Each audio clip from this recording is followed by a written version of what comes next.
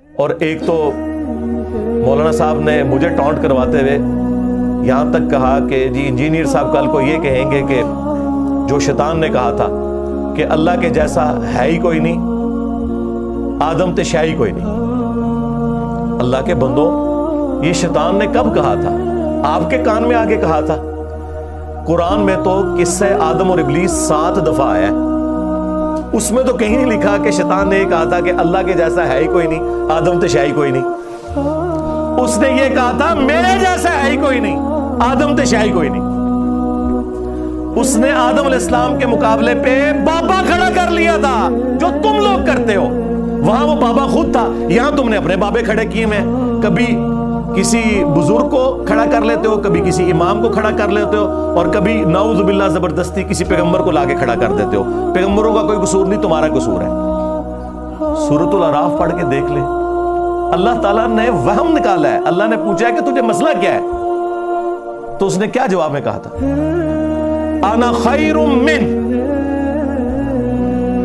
میں اس سے بہتر ہوں، تو نے مجھے آگ سے پیدا کیا، اسے مٹی سے پیدا کیا۔ اس نے یہ تو کہا ہی نہیں ہے کہ اے اللہ میں تجھے سجدہ کروں گا، اس کو نہیں کروں گا، یہ تو جھگڑا ہی نہیں تھا۔ اگر یہ بات کرنی ہوتی تو حضرت جبرائیل علیہ السلام کر لیتے۔ اور بھائی توحید کا مطلب یہ ہے کہ اگر اللہ تمہیں یہ حکم دینا کہ کسی جانور کے آگے بھی جھکنا ہے تو ہم جھکیں گے۔ اللہ کا حکم ماننا رحمانی توحید ہے، اور اللہ کا حکم نہ ماننا شیطانی توحید ہے۔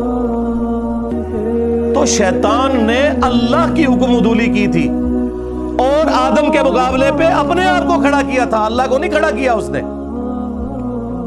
لیکن یہ جاہل لوگ اپنی شیطانی توحید کو بچانے کی خاطر جان بوجھ کے آپ کو اکثر یہی کہتے ہوئے نظر آئیں گے کہ جی پیغمبر کی تعظیم سے انکار کر دیا تھا۔ آگے بھی چلو، پیغمبر کی تعظیم سے انکار کر کے ایک بابا کھڑا کیا تھا جو خود بابا تھا، وہ بنا ہوا اپنے آپ کے اندر، اللہ کے مقابلے میں نہیں بات کر رہا تھا، وہ کہہ رہا تھا میں اس سے بہتر ہوں۔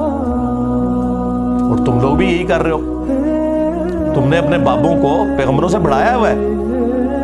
جب ایک بابا کہتا ہے کہ لوائی اعظم من لوائی محمد بایزید بستامی، اور تم لوگ اسے ڈیفینڈ کر رہے ہو، تذکرۃ الاولیاء میں فرید الدین عطار بھی اسے ڈیفینڈ کر رہا ہے اگر انہوں نے لکھی ہے۔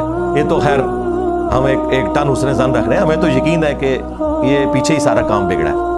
اور کشف المحجوب میں سبحانی ما اعظم شأنی کو وہ ڈیفینڈ کر رہے ہیں کہ میں پاک ہوں، میری شان بڑی بلند ہے، اور قیامت کے دن میرا جھنڈا محمد کے جھنڈے سے بھی بڑا ہوگا، اور محمد اور تمام انبیاء میرے جھنڈے کے نیچے ہوں گے، اور میں یہ قسمیاں کہتا ہوں نعوذ باللہ، اور لعنت ہے تیرے عقیدے اوپر، تنو کھنگن نہیں دینا کسی نے، تو قسمہ چکنا پھرنا ہے۔ وہ کہتا نہیں وہ اللہ ان کے منہ سے بول رہا تھا۔ توبہ توبہ توبہ، یہ ہے وہ شیطانی توحید کہ اللہ جو ہے وہ بابوں کے منہ سے بولتا ہے، اور اللہ تو پیغمبروں کے منہ سے نہیں بولتا۔ وما ينطق عن الهوى ان هو الا وحی یوحى، یہ اپنی خواہش نفس سے کچھ نہیں کہتے، یہ وہی کہتے ہیں جو اللہ انہیں وحی کرتا ہے، وہی کرتا ہے، منہ سے بولتا نہیں ہے۔ تو انہوں نے کئی ایک دھوکے مشہور کیے ہوئے تھے۔ اللہ کے فضل سے میری ویڈیوز نے ان کے سارے دھوکے ہمیشہ کے لیے ختم کر دیے۔ اب ان کے پلے کوئی شے نہیں، اب صرف ان کے بابوں کی میمز بنے گی، بس ختم۔ تو مجھے بتائیں جب کوئی بندہ یہ کام کرے تو اس کے سر کی قیمت کیوں نہ لگے؟